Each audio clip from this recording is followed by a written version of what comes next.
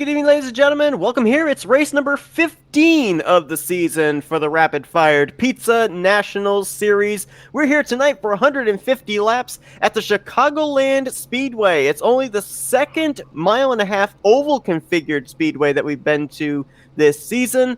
And basically here tonight, we're going to be having a lot of different stories culminating during the course of this race. Of course, we're going to be wondering if this is going to be one of those fuel strategy type races that Chicagoland is always known for. I'm Seth Cole alongside of Sam Dyer. And Sam, it's just been every single week. These McLeod Motorsports drivers, they've been the ones up at the front. They're up at the front again, as it's going to be Barry Stevens alongside of David Santini as our front row.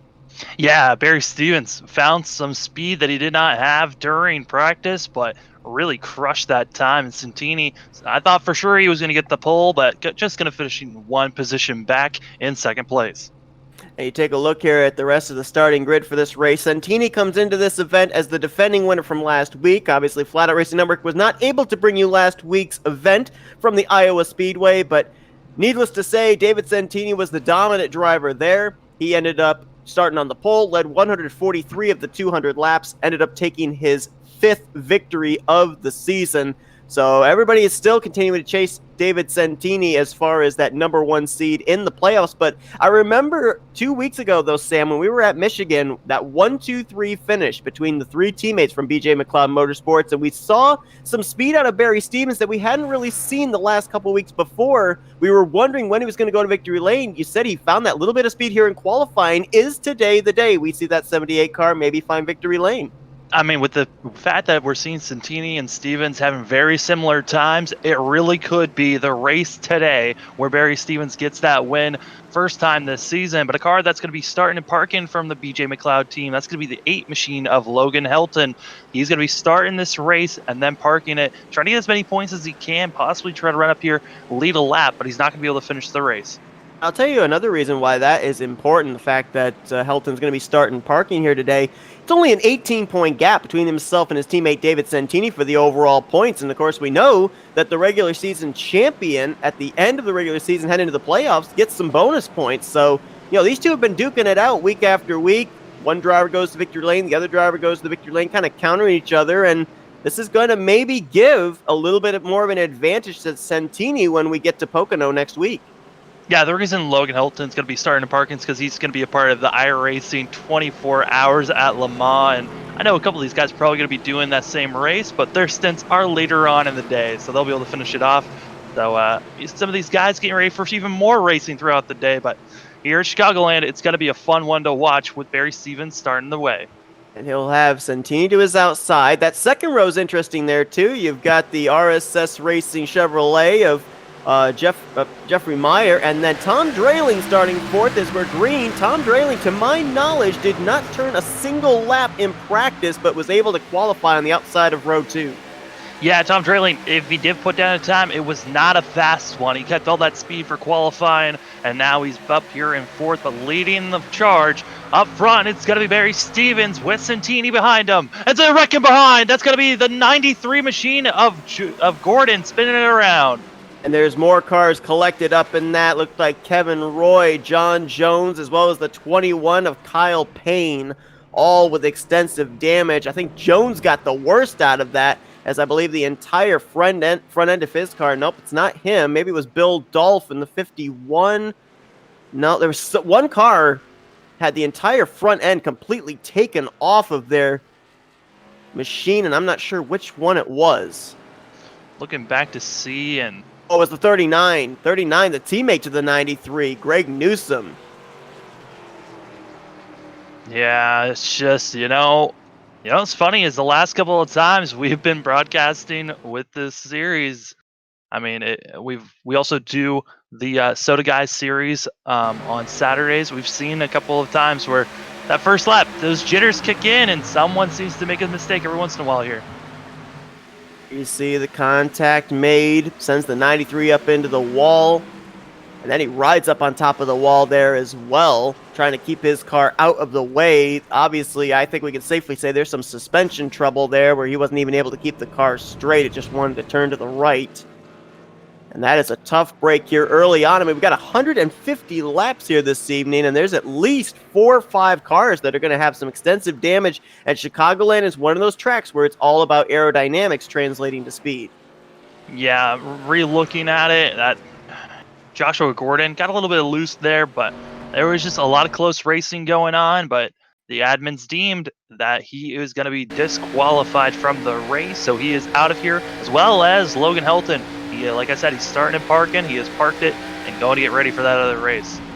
Helton's going to officially finish in 19th. You see they're on board with Greg Newsom, nowhere to go. He was committed to the outside line. Unfortunately, the 93 never did drift down to the inside, and a lot of front-end damage there for the 39. So a couple of teammates out of RSS Racing getting together here on the first lap. Kevin Roy getting some contact out of all that as well. Also, the 21 of Kyle Payne sustained some damage. So with Gordon out of the race, Logan Helton out of the race, 17 cars still in this event. Looks like all 17 currently still scored on the lead lap. We'll have to wait and see if that will be the case when we eventually get the restart, based on how long some of these drivers might spend on pit road. Now, one thing that we have not talked about here for the last couple of weeks, because it hasn't really been all that prevalent, it just started up here these last couple of weeks back at Sonoma, is tires. These drivers are going to be running 150 laps, but they are only going to be allowed to come to pit road for 5 sets of tires here today. So with that being said, and knowing how this track is a type of a fuel strategy track, are these drivers really going to be needing all 5 of those sets of tires, do you think, with 150 laps scheduled this evening?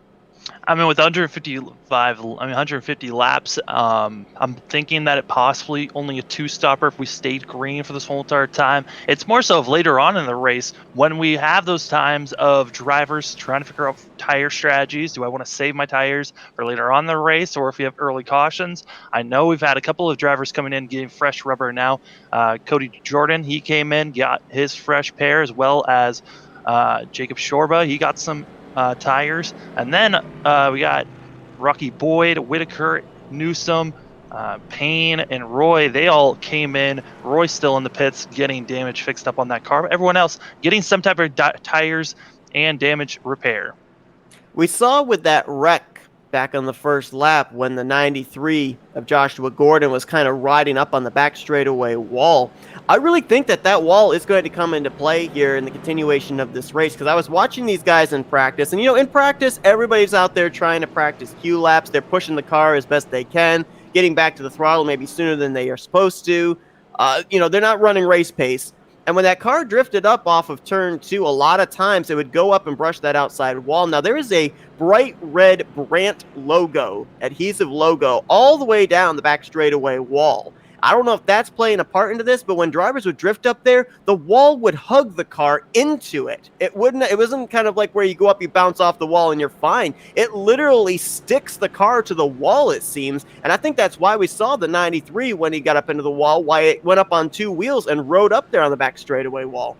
Yeah, that's just the physics engine that you'll see on iRacing sometimes. Sometimes when you hit the wall, it just sticks on, and it's really difficult to get the two different objects away from each other when you're racing online. And sometimes it will prop the car on its 2 wheels. Other times it will just keep you stuck there or just bounce you off. It's kind of a luck thing in how you square up your hit onto the wall on what type of interaction you're going to have. I believe in tonight's race we have 2 drivers that are pulling sub duty. Tom Drayling in the 20 car yet again this week for Joe Gibbs Racing, filling in for Tyler White.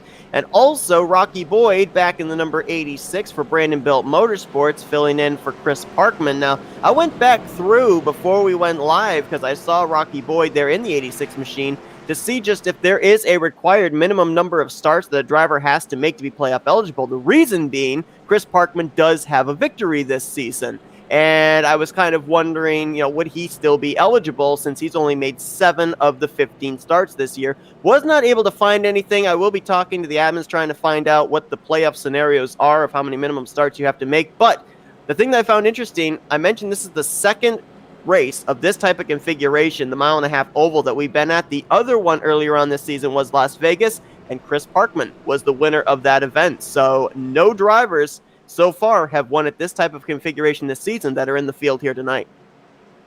Yeah, that's such an interesting thing to look at. I mean, the whole entire time we've been here broadcasting this series, it seems like it's just been the BJ McLeod motor guys just coming out here and destroying everyone in a way with leading and winning these races. So hopefully we'll see some of those drivers that have gotten wins come back and see if they could put something to this team as the pace car lights are off. We're about to go green this time. We are. So we saw Barry Stevens get a good jump there at the initial start of this race, was able to clear his teammate up in turn 2, gets a great jump here, is going to pull away by at least a car length before they get to the start-finish line. Yeah, Jeffrey Meyer, and then you got Evan Longacre there in 4th now, and Tom Drayling dropping all the way back. Now he's going to be side-by-side with Carson Bowers. That's for 5th place between the 20 and the 16. You talk about Evan Longacre. You know, he is a driver that's coming to this race with momentum. He was the runner-up finisher last week at Iowa. Oh, wow. Jeffrey Meyer almost may have made contact with the left rear of David Santini. He's muscling his way into the inside looking for 2nd. Yeah, he was carrying a lot of speed into the corner. Actually was able to hold that speed through the middle, but had to back off or he would have spun the 99 machine. So we're seeing that this 38 machine of Jeffrey Meyer has the pace to stick it with the guys up front. It also helps here at Chicagoland. The draft is also something very important to keep these drivers close to one another. It's after about 10 to maybe 15 laps on a green flag run that we'll start to see cars divvy it up and start to spread out from one another. One of the guys based off of practice that we were expecting to maybe see start up at the front of the field. That's the 9 of Cody Jordan. He went out a couple of times to try and lay down a qualifying lap, but did not lay one down officially. He's back here right now in the 9th position. A little bit of damage there to the front of that Exalta Chevrolet as well. Wonder where that might have come from. Yeah, that came around with that first caution, and he came into the pits during that last caution, get new tires, a little bit of repairs done. And now he's back out here, but the drivers in front of him almost went 3 wide. That was some scary action, but a front row seat for that 9 machine. You thought about it. Brandon Andrews going to clear this battle, move up to 6th. Tim Williams trying to follow him as Carson Bowers is going the wrong way. He was in the 5th position a couple laps ago, now drops back to 8th. Tim Williams had a 3rd place run last week at Iowa, and now up inside of the top 10 here, trying to run down that number 5 is Cody Jordan there to the inside of Bowers. Right behind him, teammate Jacob Shorba as well. So you've got at least 3 of the junior motorsports cars up here inside of the top 10. Yeah, Tim Williams as well as Cody Jordan. Those are your biggest movers so far. We didn't have a wreck, but we do have an unscheduled pit stop here. The 2 of Chris Whitaker is on pit lane. I'm going to go back and see what happened to the 2 machine. But yeah, our biggest movers so far, Tim Williams and Cody Jordan, both of them have been moving up pretty well through the field. As you're looking at that, we've got a battle for the lead going on here. David Santini says, all right, teammate, I've led you lead the first 10, 11 laps of this race. Now I want to lead some. He was all over the back bumper of Stevens through 3 and 4. Going to get back to his bumper again here through 1 and 2. And if these guys start mixing it up, you got Jeffrey Meyer about 4 car lengths back. He could get up here, make it a 3-man fight for the lead. And Jeffrey Meyer's been making all of his big moves really through 3 and 4. That's where he carries the most speed and can really stick with everyone. It's everywhere else that he's kind of starting to lose pace to the guys up front. But, I mean, these BJ McLeod guys, they have been fast, and they're showing it once again. Top 2. Newsom in the 39 was involved in that lap 1 wreck. That whole front end still exposed. After he got into his teammate Joshua Gordon on the back straightaway, he's into pit road, undoubtedly for more damage repair on his Chevrolet. Meanwhile, further back, we got some good battling going on. That's where you find John Jones, Rocky Boyd, Bill Dolph. They're all back here battling for spots just outside of the top 10. Yeah, and then also inside of the top 10, you got Longacre worrying about Tim Drayling and bringing him behind himself. It's going to be Tim Williams. These guys all within 2/10 of one another. A lot of guys up here towards the front right now looking really good to make it into the playoffs points-wise, especially with the fact we've had a lot of multiple winners with both David Santini and Logan Helton the last couple of weeks. One of those drivers would be Evan Longacre, right now 6th in the playoff points, but interesting that Greg Newsom had the early issues here today, because I was looking at him as maybe someone we might be talking about next week at Pocono to move into a playoff spot. he was 44 points behind Roger Gregory, who is not in tonight's event. So I thought this might be a huge opportunity for Newsom to be able to gain some points there for that final cutoff position. But obviously, with the early damage sustained, that might make that battle a little bit further away than we had expected. Yeah, he came out of the pits a couple of laps ago, tried to run a couple of laps, realized how slow he was, pulled it back into the pits, getting more repairs done on that 39 machine of Greg Newsom. Went back to look to see what happened to Whitaker, and honestly, I think he just might have gotten loose, then had to just pull it into the pits. I don't know what happened to that tube machine. Obviously, there was something wrong with him. He came in, got a splash of fuel, and got right back out there. Might have been one of those cases where the car gets loose off the corner and it's directed to pit lane. You got no choice but committing yourself to pit road rather than try and jerk the car to the right and get back onto the racetrack. So it obviously hurt him in terms of track position. Right now he is one lap down, currently in the 16th position. So he's hoping and praying to see a caution here at some point. Back up front, I mean, Barry Stevens able to continue holding off the 99 machine, and right now it's a battle of who can keep their tires under them and save their tires for the long run. Up front, I mean, we can see that Barry Stevens has the stronger car at the start of this run, but later on, will we start to see Santini be able to hold those tires and keep them a lot fresher later on in the run? Bring up a great point, because I was keeping my eye on David Santini back in practice. He was one of the few drivers that went out there for a long run to see how his car was going to be. I believe about 18 laps into a run, he was only running about 0.3 of a second slower than his fastest lap. So I think he definitely has got the long run speed. And of course, we need to remind everybody as well, these drivers, they basically get to control how their car feels. It's an open setup league. So these drivers, it's all about comfort for them on what they want to do, the adjustments they want to make. And so that's why you see some drivers are able to be really fast, some drivers are slow early and then are able to pick up the speed late. All depends on how they set their car up. Yeah, I mean, we got this battle for the lead. Got the wall off the floor. That was a hard lick on that 99 machine. He's already lost a lot of time, and the way, if it was just a flat square hit, it would have been all right, but it looked like he clipped it with his back bumper, and which then slung him back into the wall. That is some heavy damage that he has there on the right side of that 99 machine, but still, I mean, he's keeping a decent pace for that damage that he has gotten. We gotta wonder, was that just a case of maybe getting back to the throttle too soon, letting it carry too much speed off the corner, or is it that typical aero tightness these drivers get, especially at these speedways? Yeah, the aero push that cars get in the corners, it's so difficult here. I mean, once the tires start to wear down, like we've been starting to see, I mean, these drivers, they're already over a second and almost a second and a half difference from their best lap time to the lap times they're running now with how much wear there is. If your car starts to push up, it's so difficult to let off the gas sometimes, just because you know you're going to lose so much time on the car in front of you. Battle side by side back here. This is outside the top 10. Is Bill Dolph going to make a move on Rocky Boyd and will pass him for 11th place. Move back up to the front, though, because Santini, despite that little bit of contact with the turn 4 wall, he is charging right back to the bumper of his teammate. Yeah, he's running a lot lower of a line, entering both 1 and 2 and 3 and 4 than his teammate. So that's making me think possibly that the 78 could have been using up his tires. As that time you're starting to see the difference of entries for these cars.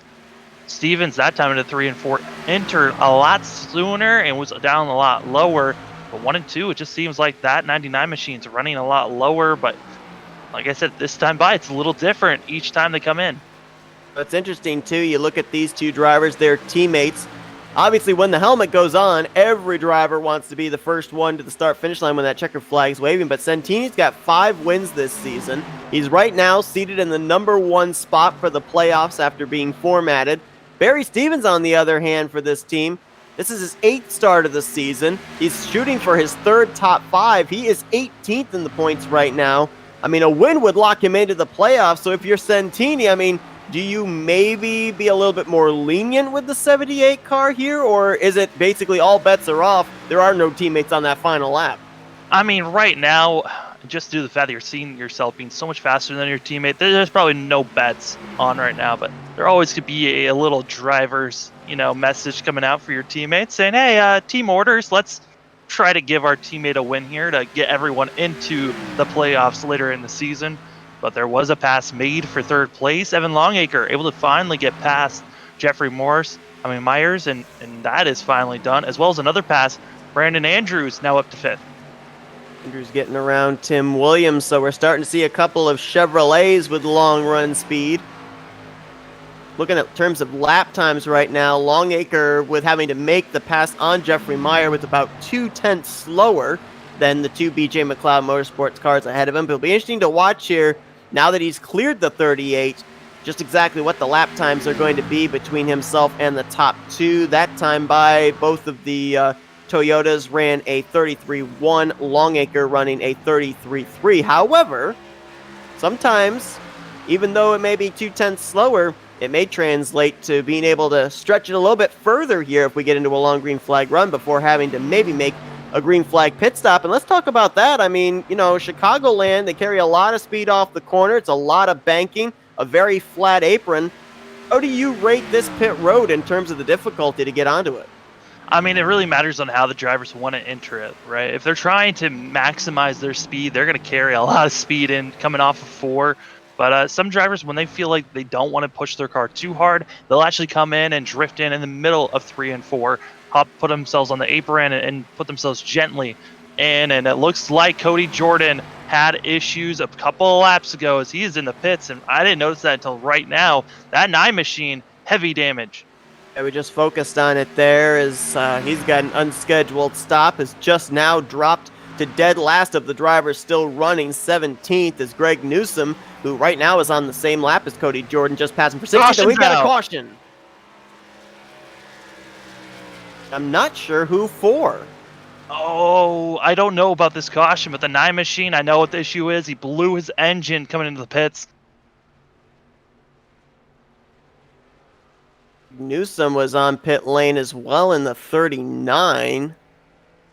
And I think he had just come to pit road.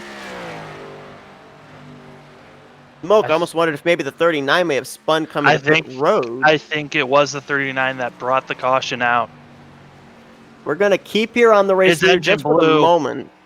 The 39 running on the front stretch, his engine blew after crossing the line, and I think that's what brought out the caution, and his car was just limping. And it came to a stop. Yes, he was off the racing surface, but maybe it was something else, but we're going to continue looking through to see if there was any other possible cautions out there. Just based off the telemetry, it would have either had to have been for either the 9 or the 39, because everybody else was still running up to speed at the time that caution was thrown. And everybody, at least up here at the front, is going to come to pit road. Remember, they have 5 sets of tires, and we're about almost a fifth of the way through this race as Stevens and Santini will lead the field down. I would be shocked if these drivers are not going to go for those 4 fresh Goodyears after turning 28 circuits. And everyone does come in, and looking at the fact that the 2 machine wasn't involved, I think he'll be getting that lucky dog position. Yeah, great point. Chris Whitaker will be back on the lead lap, 3rd in the overall standings, highest, I'm sorry, I was going to say highest driver in the points without a win, but he does have a victory this season. We'll take a look and see about this battle off of pit road as Barry Stevens, I think a rather quick pit stop there for him. Sure, that was a 4-tire stop. It was a 4-tire stop for him. Back in 2nd, though, I don't know what happened. Well, I do know what happened to Santini. He had a little bit of damage that he could have gotten repaired on, and I think that's what he did, and that's why he's going to be coming out in 4th. So the 99 machine starting on the outside, and we'll have to wait and see if Barry Stevens decides to be up where his teammate is on the high side or stay on the low. Jeffrey Meyer's got a pretty good car on the short run. He'll be on the outside of Barry Stevens this time on the front row. And we know Evan Lonker's got a good long run car, and he'll be starting on the inside of row number 2. We're going to go back now and see what brought the caution out here. Pretty certain it was for the 39 of Greg Newsom. Of course, Newsom got involved in the lap 1 incident. Laps, brought it to pit road, and try to get back out there again. And yeah, the engine blows up on the racing surface coming out of turn 4. So I think that's why the caution was thrown. Looking like some cars came in, had some heavy damage after coming to the pits. That was going to be Bowers and also Boyd. They were in the pits for almost both of them for a minute. So that's some heavy damage on both of those machines. And now Whitaker coming into the pits and getting some damage repaired. Going to throw out another theory here, too, on why I think the caution was thrown there, even though the 39 brought his car down out of the way. At apron on the front straightaway is basically considered a racing lane here. Drivers are allowed to go down there, make passes should they so choose. So the fact he was down there in a lane that drivers would have been able to use in race conditions is probably another reason why the caution was thrown. Yeah, it's possible that was the reason why. I mean, iRacing, most of the time, if there's a caution off of the racing surface, a caution will not be thrown. But, sometimes when cars are stuck in certain situations and certain spots, iRacing will throw that caution out. As we're waiting for the 1 to green signal, Barry Stevens, Jeffrey Meyer, Evan Longacre, David Santini, Brandon Andrews is going to be your top 5, with Tim Williams, Jacob Shorba, John Jones, Bill Dolphin, Tom Drayling. That's going to be the top 10. The drivers that are still on the lead lap: Kyle Payne 11th, Kevin Roy 12th, Carson Bowers 13th. In the free pass, Chris Whitaker 14th, and Rocky Boyd right now on pit road again in the 86th, but he is still in the lead lap in the 15th position. 2 cars on pit road, still continuing to get damage repaired. Greg Newsom currently 16th is where he has scored, although with the engine we saw expiring out of 4, his day is probably done. Cody Jordan also on pit road in the 9 machine. He has scored in 17th. 2 drivers out of the race since we went green. Joshua Gordon, who was caught up in the lap 1 incident, will finish 18th, and Logan Helton, who we already documented, starting parked, having to go and run the 24 Hours of Le Mans. He will finish the day out in 19th position. We're going to still have over 115 laps to go when we go back green here, and that long green flag run certainly seemed to set a tone here of giving us an idea of who has a long run car, who has a short run car. But now these drivers coming to pit road have had the opportunity to make some adjustments to maybe set up their short run cars for a long run car as well. Yeah, I mean, you're going to come in, get some adjustments made in your car if you just didn't like the way it was feeling. And I feel like, though, for Barry Stevens as well as Santini, both of them probably going to try to work on their long run machines. Both of them feel pretty confident with the short run pace that they have just because how qualifying went. But it's Jeffrey Meyer that I'm kind of nervous about. We've seen that he's got a fantastic car for the first 8 to 10 laps. And then after that, it just drops off. So did the 38 machine make any adjustments to help with that long run? Or is he kind of stuck with just that short run burst that he has? The 2 cars that we noticed had the long run speed there near the end of that run, just before the caution came out, are both going to be starting the inside of their respective rows. Evan Longacre on the inside of row 2, Brandon Andrews on the inside of row 3. So we'll see if they're able to clear the 38 and the 99 here and get up behind the 78, if they'll be able to make a pass. I mean, we saw David Santini looking to try and make a move on his teammate Barry Stevens, but it kind of seems like unless you're able to get a little bit better of an exit off the corner and get some straightaway speed, it's not really easy to pass a car here. Yeah, you really need to get under them and find that exit off. We were seeing that with Meyer. Meyer had that entrance and center speed off of 3 and 4. It's just that exit. He didn't have the pace to continue on with that speed. So it's going to be difficult for these drivers, but pace car is going to roll off, and we're going to be going green again. Toyota Chevy in row 1, then Chevy Toyota in row 2. Green flag back in the air. Stevens gets a good jump. Jeffrey Meyer might be able to clear for second. Longacre down there on the inside, though, is to the left rear quarter panel going into 1, so those Chevrolets will duke it out for the second position with Santini waiting in the wings. I think Barry Stevens loves to see this, his teammate being stuck behind him, and really is his one driver to watch out for. But space is kind of being given by Longacre. He's got to be careful whenever he starts to make those moves up and down and giving any type of space in the 99 machine. I'm not sure if the 10 and the 99 were able to draft to the back bumper of the 78, or if Stevens messed up turn 2, because they closed in a hurry down the back straightaway. That's just the power of the draft with them being able to close in that much. Like we said, if you can get that exit speed, fantastic. That draft on the backstretch will help so much more for you to be closing in or even make the pass. David Santini, using that second groove through 1 and 2, was able to open up some distance between himself and Evan Longacre. Now the battle's going to be between Longacre and Meyer, who gets the apron there through 3 and 4, drifts up the track. Everyone's going to avoid him. Great save by the 38, but it's going to cost him. And now maybe a little bit more contact between himself and Tim Williams heading for 1. And now it's just going to be all the cars shuffling up from 4th on back. We got this cluster of cars trying to all get single filed out, but it's so difficult after Meyer having that issue. Wow, so that stacks everybody up. That's dropped the 38 from what was 4th at the time all the way back to 8th place, and he's in danger of maybe losing that to the 15 of John Jones. Meanwhile, up at the front, though, Santini's found something on that second groove. It's been giving him great corner exit, and he's been closing up the back bumper of the 78 every time they exit off of either turn 2 or turn 4. Yeah, you got to wonder, are they just working together, being a tag team partners right now? Or are we waiting for the 99 machine to finally pounce to make that pass? I mean, we know he's got the speed.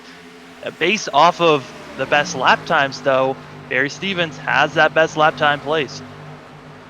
That's with clean air as well. You would think that the draft would come into play and someone having the best lap time, but nope, not the case here today, at least so far, as Santini continuing to try and find something there on the outside line. Looks like he's trying to maybe get himself to the right rear quarter panel of Barry Stevens when they get into turn 1. If he can pin the 78 down to the inside line, then maybe be able to get the exit off of 2, have them alongside down the back straightaway. But as these two right now trying to figure out what to do, long run speed of Evan Longacre is starting to close in. He's now about only 4 car lengths back. Yeah, Longacre has that pace. I mean, he's running around the same lap times as these guys. But the car that's really surprising me on track that it has a lot of speed, it's got to be Brandon Andrews back in 4th. He's actually running faster than our top 3. Andrews coming into this race 14th in the point standings, and right now 15th in the playoff points, 51 points behind guys like Roger Gregory and Greg Newsom. Newsom has been pushed behind the wall. His day is done. He'll finish 16th, so a huge opportunity for that number 5 machine out of Junior Motorsports to make something happen, as Tim Williams looks like he may be going the wrong way. He is falling back into the clutches of Jacob Shorba. That one car's got some good speed right now. He's out since the drop of the green flag, moved from 9th up to 6th, now looking for a spot inside the top 5. He has the fastest car on track for the past 3 laps. That one machine has been the fastest one, and he has made a couple of passes here so far. Now setting up to possibly get by Tim Williams, but you got to wonder, is this just a short run, that pace that he has, or can he carry this on if we stay green for longer? I'll have to wait and see, as Brandon Andrews now all of a sudden is starting to slip back into this battle for 5th between himself, Tim Williams, and Jacob Shorba. Meanwhile, further up, it's still about maybe a 10th and a half between Barry Stevens and Dave Santini. That really hasn't closed up. It really hasn't increased between those two. No, they kind of been staying in the same spot, and honestly, Longacre was staying in the same spot until he just got pulled in by the 5 car. Now you've got a big group of machines from 3rd on back that are starting to get in line, and at some point, someone's going to get impatient and start making it side-by-side action, which will lose time to our leaders. Take a look here at the difference of the lines being run between the two teammates. The 78 of Barry Stevens looks like he enters a little bit higher and then exits a little bit lower. Santini, however, enters higher here, then going to let his car drift here through the center, off the corner.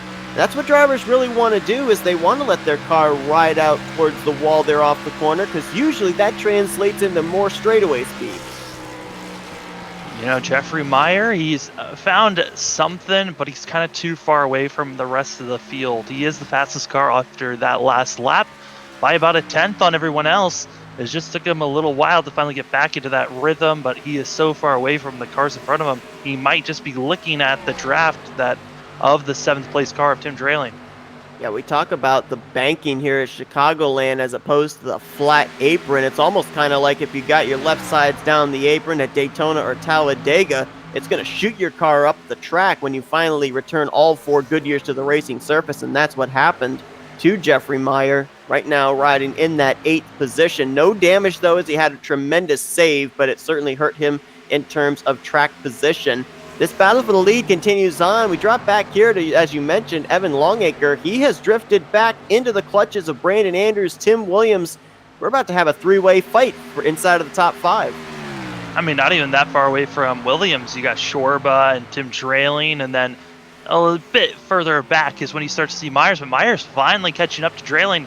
Him finally getting just a little bit of that draft has helped him pull in the 20 machine and might be making a pass here in the next couple of laps. No, he was fast in practice. We know he was fast in qualifying. It looks like he's definitely got a good car with race speed.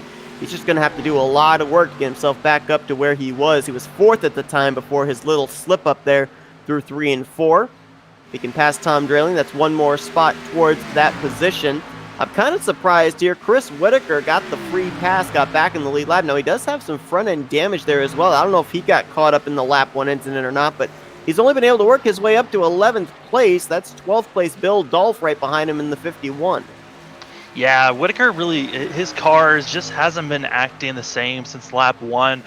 During practice, he was looking decent, and ever since he was caught up in that lap 1 accident, he's kind of just looking for possibly a top 10 finish, but doesn't look that great. You know, if you drift further back from Whitaker, you got a 3-car horse race here. Well, it was. Yeah, they were, oh boy, Kyle Payne just spinning around.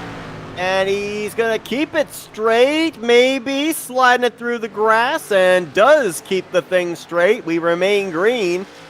Gracious, that car almost spun out 3 times in the infield grass.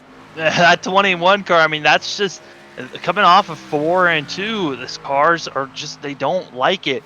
And, you know, seeing this with the setups. The one car we've been talking about, how we don't really see them sideways that often. That's the 99 machine of Santini, but everyone else we usually have seen at almost every racetrack get a little bit loose here and there off the corners. And you know, Chicagoland is one of the more interesting tracks. There isn't really a true straightaway. Even the backstretch is slightly banked and curving. It's never truly staying straight at one point. That's an oval in the truest sense of the word, no doubt about that. And that makes it very unique for these drivers, and the fact that really, in terms of straightaway speed drafting off of somebody, they don't quite get nearly the draft they would get if it were a legit straightaway. Yeah, it just makes it to where when you're turning and getting off of a corner, you got to be careful not to overcorrect when you're still in those straightaways.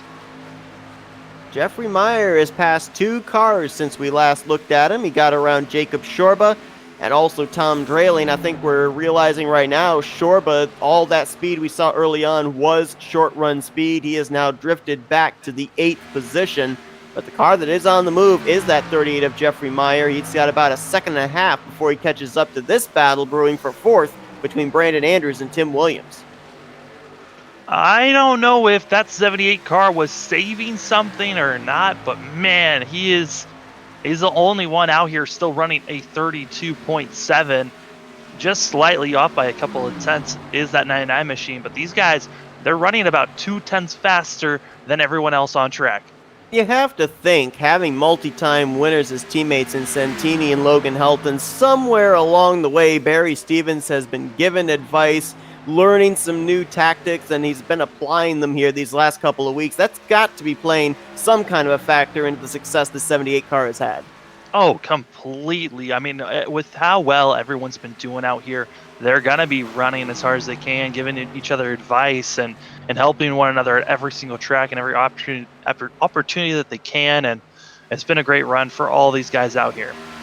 We mentioned earlier, just before that second caution, David Santini got the wall. That's what had him restart outside of the front row on the last restart when we went eventually back green on lap 33.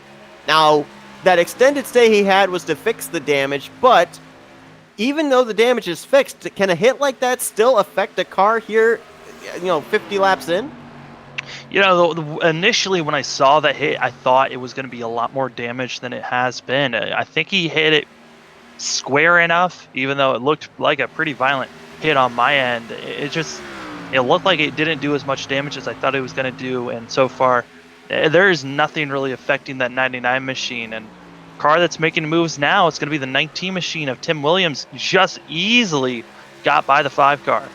Tim Williams right now, just looking at the point standings coming into this one, he's going to have himself a pretty good points day. Came into this race 59 points ahead of the cut line, but he was only about 20 points behind two drivers, Carson Bowers and Dalton Williamson. Williamson is not in the race here today. Carson Bowers has been struggling since the drop of the green flag, has fallen back to 14th place. So Williams could find himself in a good spot as he just got slideways off of the straightaway there heading into one. What a save, but you got to wonder what's going to happen to those rear tires with that kind of a slide. Yeah, those rear tires are not going to like that. We're halfway through this run, and these drivers are going to have to start thinking about pits in the next 20 to about 25 laps. So an awful time to really start sliding your tires like that and starting to get loose. But this is around the time that we saw that last caution. And yes, it wasn't a spin out that did it, but you never know. Someone might start having some engine issues or some type of issue could pop up after just seeing that slide right there. We mentioned this 2 weeks ago at Michigan. When your car is sliding around like that this far into a run, it's only going to get worse. It's not in any way, shape, or form going to get better. Absolutely not. It is going to be really difficult for that 19 machine to continue on, but he's still chugging along, but he's just got to get back into that rhythm and start to feel the car and realize, hey, I can't get on the gas as quick as I just did right there. He only lost one position out of all that. Brandon Andrews, who he had passed a couple laps before. Now Jeffrey Meyer starting to reel him in. So, as opposed to when Jeffrey Meyer had his little slip up in 3 and 4 and lost 4 or 5 positions, Williams really only lost 1, maybe 2. So that worked out a little bit better for him than it did for Meyer. Yeah, Meyer, yes, he lost all those positions, but he's slowly getting them all back. I think he's really showing that he does have a longish run. If he didn't have that issue, Meyer would be up here around that 4th position, doing pretty well, probably running around that 5 machine.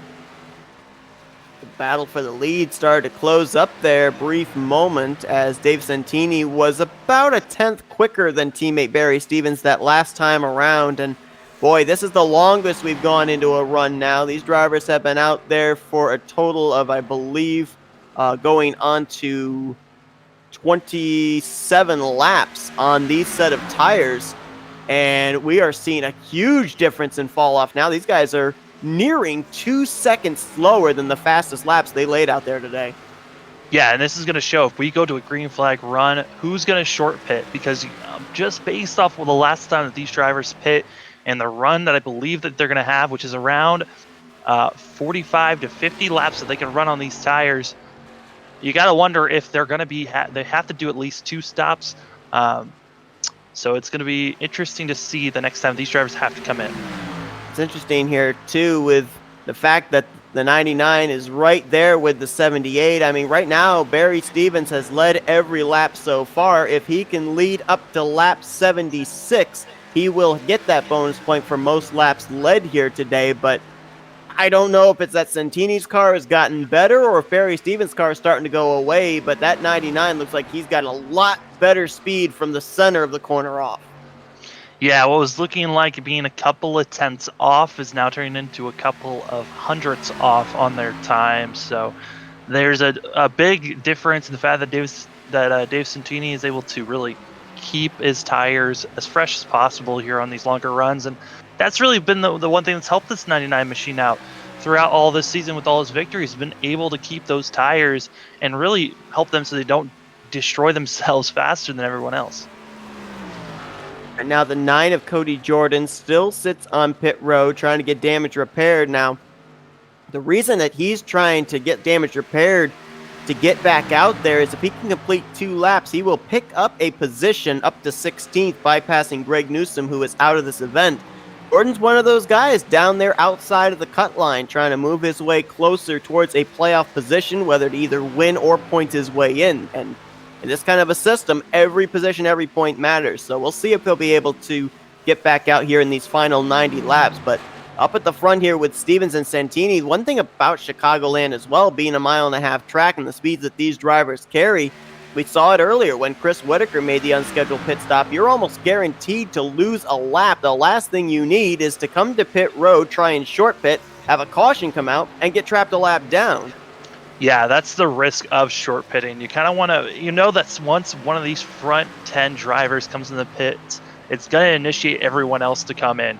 You're like you said, already the difference between these drivers on their lap times is 2 seconds. That means every single lap that you let the driver behind you that is short pitted on you, the longer you stay out there, you're losing at least 2 seconds a lap on that car that short pits on you. The only gain you're going to be getting is the fact that you might be able to get that time back the longer that you stay out there, and maybe their tires that short pitted, they'll lose time. Shorba in the 1 trying to close in on Tom Draling in the 20. That's a battle for the 7th position. Further up, Tim Williams has been able to recover, still runs in the 5th position. He's about 6/10 off of the 5 of Brandon Andrews, but the guy that's Mr. Lonely right now at the front of the field is Evan Longacre. He's about 4 seconds behind the top 2, and he's got about a second and a half back to 4th place. Yeah, he was looking like he was bringing a pack of cars with them, but no one else is really following suit. He is running pretty quick out there.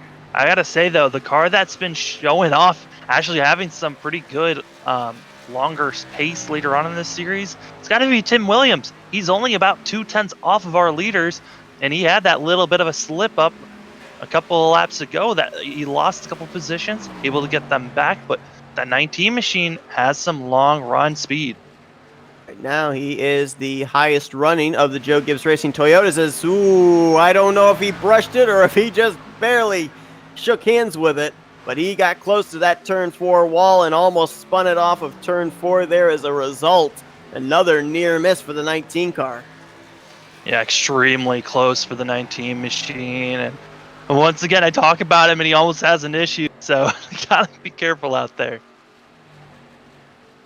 A side-by-side battle for a moment there going down the back straightaway between Barry Stevens and Dave Santini, but Stevens holds him off at least one more lap here. And I've been noticing there's some... Oh, sorry. I was going to say lap traffic now is starting to become a thing as our leaders starting to get closer and closer to the 21 machine. Yeah, Carson Bowers has actually already gone a lap down in the 16 car. And Kyle Payne next on the hit list. Payne did get a piece of the lap 1 incident, has been somewhat off the pace since then. About drivers here on the long run, how they've been able to maybe try and hook the bottom. The only driver that I've seen that's really been able to do it the best has been that one of Jacob Shorba, who's running back in the 8th position. Yeah, Shorba, he's still running pretty slow compared to our leaders, so everyone's trying to figure out how to get that speed and that long run pace just to try to keep up with these guys. And it's been kind of difficult for them, but due to the fact that there is some lap traffic and it looks like the 4 machine coming into the pits, it's actually given the 5 machine, he's running pretty good and trying to run down Longacre at the moment. He's running about a 1/10 to a 1/10 and a half each lap faster than Longacre. But with that 4 of Kevin Roy coming to pit road, kind of makes you wonder, are we going to start to see more of our race leaders possibly up here at the front start to make that duck for the pit lane? I would imagine these guys are thinking about around lap. I mean, yes, the 4 machine came in. He's had some damage earlier on, but this looks like a scheduled stop for Kevin Roy. But I would imagine most of these guys are going to try to push to at least 40 to 45. There might be some guys trying to push it to 50 laps and just try to push it as long as they can. So on that last pit stop, they got a shorter pit stop to make and a shorter run to keep those tires not as fresh at the end. It's interesting that you put that target lap 40 to 45. We're going to be on our 40th lap here when the 78 hits the line. We're nearing 80 laps to go. So, you know, we talked about the fact Chicagoland's a bit of a fuel strategy type race. If these drivers split it right in half and pit within the next 2 laps, then pit somewhere around 40 laps to go, they should be right on the mark of being able to make it with 2 pit stops here in the conclusion. Yeah, Kevin Roy was getting close to becoming a lap down, so he was better off coming in the pits now, try to gain all that time and possibly start to challenge the people that are coming in the pits. But I think all over the radio, just heard that Tim Williams is going to be coming in the pits. You know, I think back as well to Michigan when we had that battle going on between David Santini and Logan Helton. As Stevens, did he give up the lead or did he just lose it maybe there off of turn 4 onto the straightaway. He lost a lot of speed. And just re-looking at it, he got loose off of 4. It looked like he got a little bit loose, possibly. Lost that time easily, just gave it to his teammate. Not trying to lose any time, staying side by side, just to continue on. Well, Tim Williams is not on pit road. We'll think maybe there was a miscommunication, but Jeffrey Meyer already in the pits as well as the 16 car. So Meyer, who pits from, I believe it was the 6th position on pit lane for fresh tires, and he is down the way. But going back to Michigan a couple of weeks ago, it was Logan Helton and David Santini who were duking it out for the race lead then. Obviously, the two of them teammates, and the two of them all came to pit road on the same lap. I wonder if there's going to be team communication here, and we'll see the 99 and the 78 come to pit road together, or will one try to leapfrog the other? I'm imagining one of them, all of them are going to come together as teammates. They've done it almost at every single racetrack as John Jones into the pits, getting his tires and getting back out there. Tim Drayling into the pits now. So these drivers getting ready for this time to come in, and it's getting close to that marker that I was talking about. Tom Drayling filling in, a sub-driver, so obviously you can expect he'd be one of those drivers that would be a little bit off the sequence and jump the gun for short pitting. Also on pit road, the 51 of Bill Dolph out of Jeremy Clements Racing. Kyle Payne just announced he'll be coming in, and all these drivers extremely careful when coming into the pits, not to spin it coming into pit road, nor making any mistakes trying to get into your box.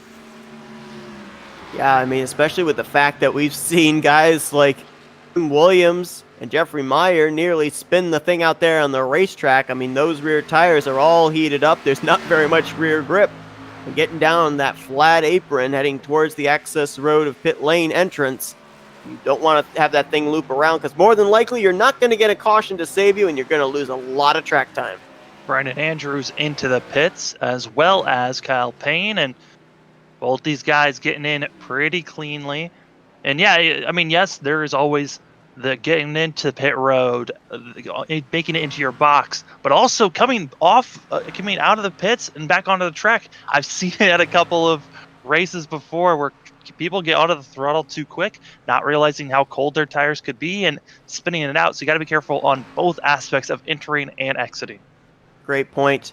Chicagoland, I believe, has a blue stripe on the apron that indicates to the drivers when they're able to merge out of turn 2 onto the back straightaway.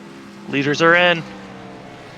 Santini, Barry Stevens, they're going to come into pit road here. 46 laps into that run, so they went just a little bit over the projection that you had there of 45 max, which says right now, unless we end up getting a caution, these drivers are going to have to do this at least one more time. The question now is, when do you make that final pit stop? Because these drivers, they could come down pit road anywhere from the next 30, 35 laps when the fuel window would open, or they could stretch it with about 30 laps to go.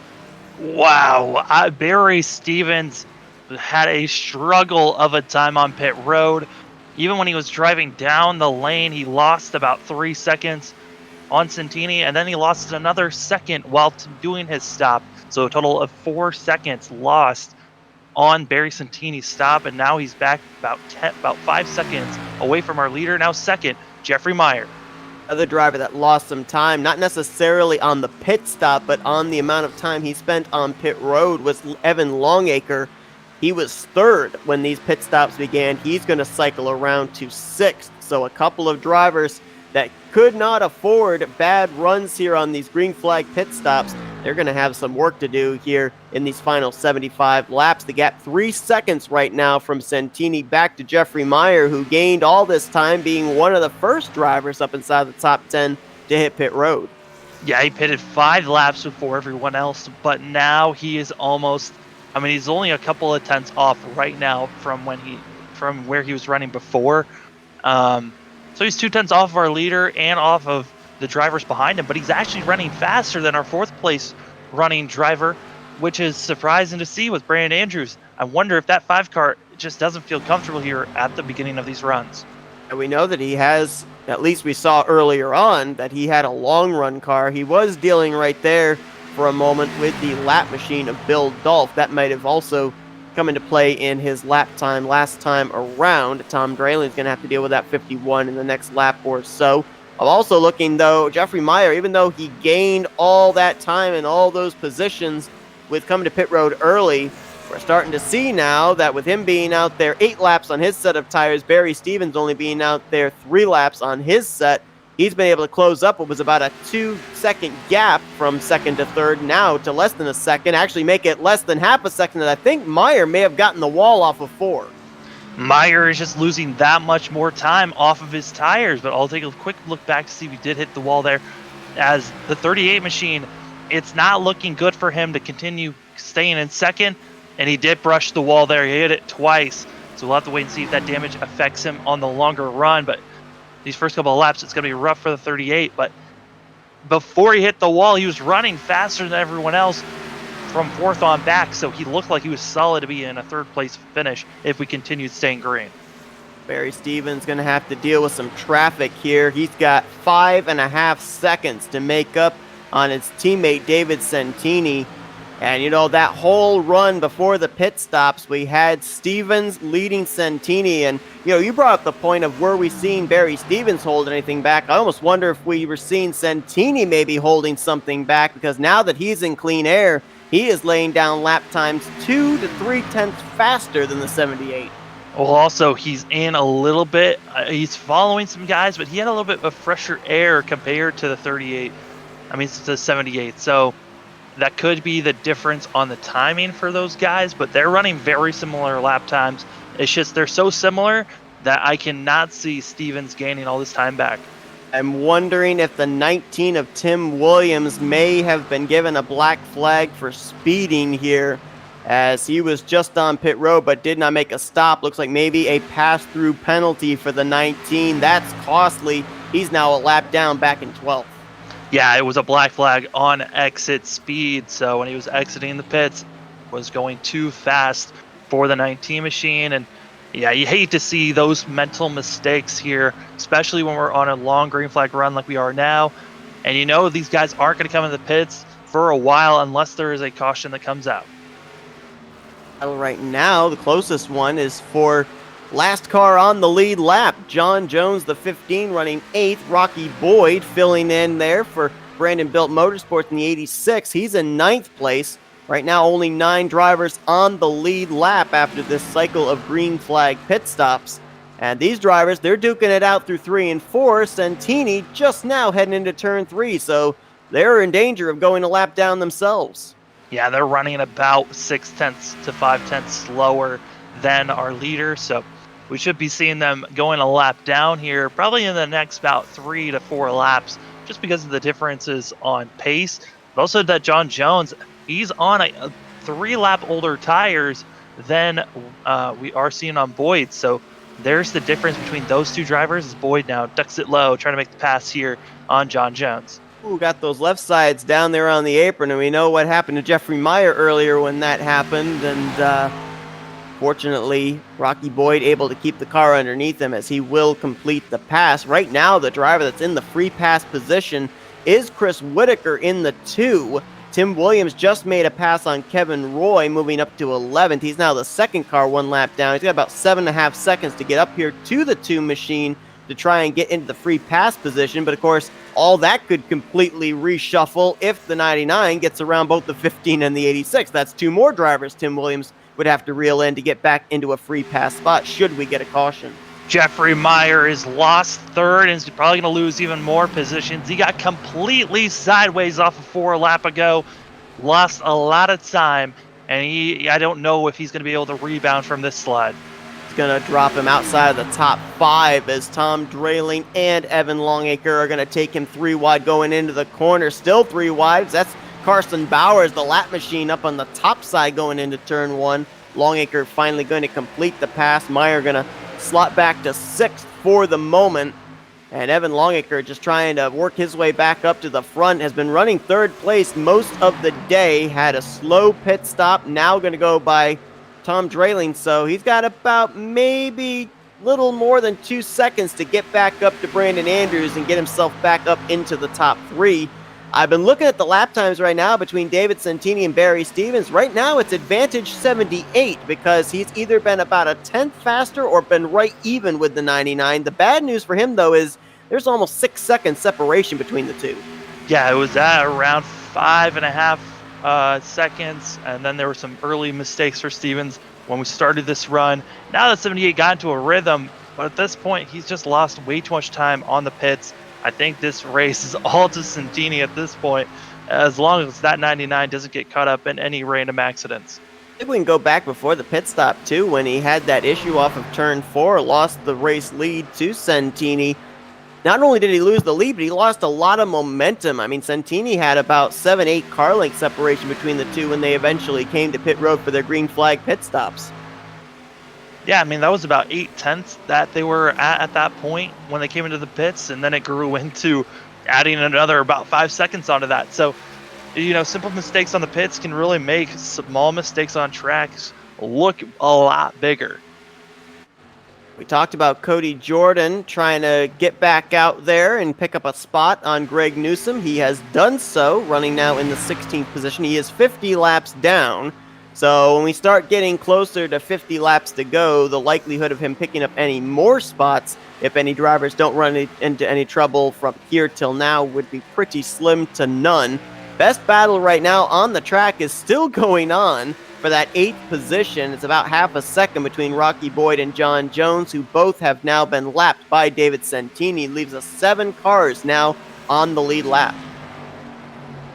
7 cars on the lead lap and continuing forward in Santini. Next car he's shooting for is going to be Jacob Shorba, but that's not for another at least 5 to 10 laps if we keep on running the way we are right now. So if we go another 20 laps or so, fuel window is open for these drivers to be able to make it the rest of the way. I have a feeling that maybe Jeffrey Meyer might be one of those guys that might try and short pit, try and get fresh tires, especially with how he's struggling right now. But if you're looking at someone here like David Santini or Barry Stevens, I mean, we saw just how much time Jeffrey Meyer was able to make up when the pit stop cycled around. Granted, on the long run, it hasn't helped him. But if you're Barry Stevens, do you maybe think about coming to pit road with 40 laps to go? It's so difficult to make that choice because when you come into the pits, you're hoping that you're going to be out there for maybe 2 to 3 laps, gain all that time back that you've lost, and then you'll see Santini come in, so you're not too far off sequence. But it's so difficult just to say that because I know his teammates, they're going to probably pit at the same time as everyone else behind them. If you come in and you pit and you've been out there for, like we saw for Meyer, for about 6 to 7 more laps than everyone else, you're going to lose time on everyone else behind you that pits after that. So that's the risk and reward of short pitting. Yes, you'll gain that time, but you also will lose it. I think better off at this point. I think you're better off staying out there as long as you can so you have the freshest tires to end this race and you can gain all that time. Riding on board with the rapid-fired pizza Chevrolet Camaro of Evan Longacre. Just up ahead of him, you can see, is 3rd place Brandon Andrews. This is the closest battle up at the front of the field right now. About maybe 1.3 seconds now going into turn 3. Longacre closing in quickly, and in terms of the lap times, he is 3 to 4 tenths faster every lap. So it's going to probably be no contest when he reels the 5 car in. My eyes don't deceive me. Roger Gregory decided to finally get going out there. He's now up to 20th place because he just started the race on the pit road. He's 93 laps down, but due to the fact of how many laps are left in this race, I think he might be able to get at least a couple more positions from here on out. I'll tell you one thing he's definitely going to be able to do, and that's pass Greg Newsom, who is currently about 19 laps ahead of him in terms of scoring. And that's the guy that he's duking it out with, 44-point separation coming into this race for that final playoff position. So very important that he made this start and at least is going to be ahead of the 39 in the finishing results. And so Roger Gregory there in that Penske Racing Ford Mustang. We'll see how many positions he can pick up. Right now, he could get up as high as the 17th position as things run right now. Yeah, I think if Cody Jordan was not running any laps, it would have made things a little bit more interesting here to see if Gregory was able to get all those laps back to possibly pass for 16th place. But due to the fact that 9 machine is back out there running and trying to get as many laps as he can and possibly wait for someone else to have a wreck or an issue pop up, I think we're kind of set in stone where cars are at. Watching the 10 of Evan Longacre as he continues to reel in Brandon Andrews. He should, based off of the lap times right now, catch that 5 car within the next lap and a half to pass him for 3rd place. I'm also thinking, too, 150 laps here tonight. Tomorrow night, we're going to be bringing you the Soda Guys Cup Series here from Chicagoland as well. Only 10 laps extra, 160 laps for that one. And you've got guys here like Tom Draling, who drives there in the Cup Series, Rocky Boyd as well. What could they be learning here tonight they could apply to tomorrow night's Cup race? I mean, you can bring in the fact of understanding the fuel strategy, the tires a little bit more, as Tim Williams making a pass here on the 15 machine of John Jones. Yeah, it's really, the main thing is just trying to get the feeling of the track a little bit better, giving more track time. Yes, it's a different car, but more track time is still helpful. Understanding these tires a little bit better here and there. I mean, we are still on the new tires that were brought in about a month ago now, so it's interesting just to get that sense and feeling of a long run and also how to conserve those tires. Watch the hands here of Evan Longacre as brings that Chevrolet around the track. Looks very steady right now, at least for the moment. Not having to fight for any rear grip currently as he traverses that car through 3 and 4. Back to the start-finish line right now, about 0.6 of a second. Make it half a second between himself and Brandon Andrews for that 4th position. Meanwhile, a little bit further back, we saw Jeffrey Meyer. Oh my goodness! Rocky Boyd almost just took out Barry Stevens. That 86 machine got extremely loose. I was just going to bring that up, that Whitaker was making a hard charge on Rocky Boyd, and oh my goodness, as a car on the lead lap, that is terrifying. Almost being taken out by a lap car. Gracious, and that's 2nd place running Barry Stevens that all that went on in front of. As Tom Draling, Jeffrey Meyer going to duke it out for 5th place. Meyer's car kind of went away there after he came to pit road about, I think it was 3-4 laps before most of the race leaders. Make that 5 laps before the race leaders. Now that car all of a sudden here on the long run seems to have come back to him. Yeah, it's starting to really come back to the 38 machine, and just looking at lap times of cars around himself, he might be able to come back and make a pass here on Tim Draling, but those are the 2 cars that are pretty close to one another, and then you got to worry about Shorba, who is 7.5 seconds away from these guys, so it's not like he's really got to worry about the cars behind him for Meyer. It's mainly, can he make a charge up here and make a pass for 5th, as Longacre is running almost just as fast as the guys here in the top 2.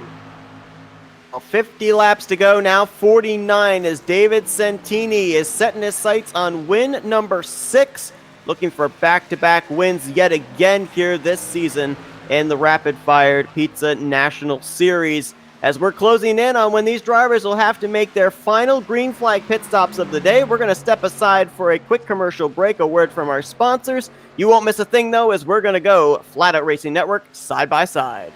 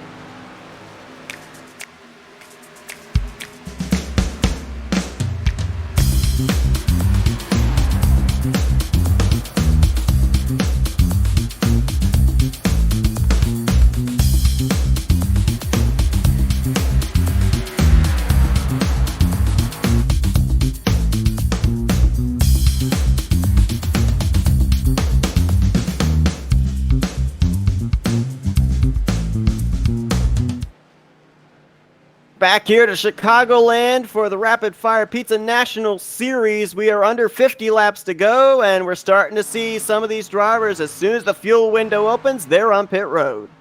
Yeah, I mean, we got to see Jeffrey Meyer, first car to come down here and make that pit stop. He did it a lap ago, but I think he'd made this pit stop just a little bit too early. I know he was one of the first cars to pit, but still, this seems like way too early of a pit stop for that 38 machine. But we know that these drivers can make it at least 46 laps on fuel. I think Santini was the one that stretched it that far. So with pitting with about 47 to go, we'd have to save maybe a little bit. But of course, as well, as the pace backs down here with drivers' lap times really slowing anywhere from a second to a second and a half off, even than that, you can maybe probably save that extra lap.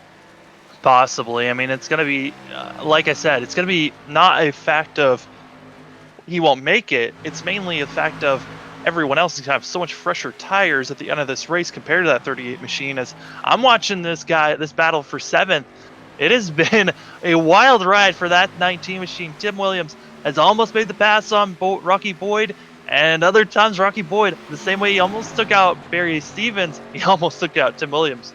See right there, that damage to the right rear of Rocky Boyd, that will certainly play a factor into how loose he's been, is not able to throw the block on Tim Williams there on the front straight away, almost pinched him down there, and I think Boyd's going to hold on to the spot.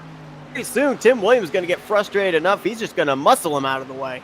Well, the issue is that Tim Williams is on much more fresher tires than this 86 machine. I mean, he's on 28 lap old tires compared to 33 lap old tires.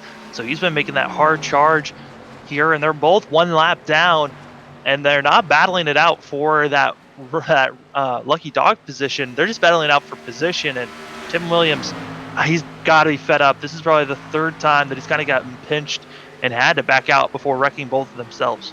You bring up a great point with the fact that Jacob Shorba was just lapped moments ago, so right now he would sit in the lucky dog position should we get a caution, and two drivers got busted for speeding there under that last round of green flag pit stops. Williams was one of them. The other one was John Jones, as the 21 of Kyle Payne on pit road. So if you're David Santini, Barry Stevens, Brandon Andrews, you have to make sure you execute this final pit stop. And I say final in quotation marks because who knows what might happen if we end up having a caution with 10 to go or something. But you have to execute it perfectly. You have to do your job on the driver's side. Make sure you do not speed.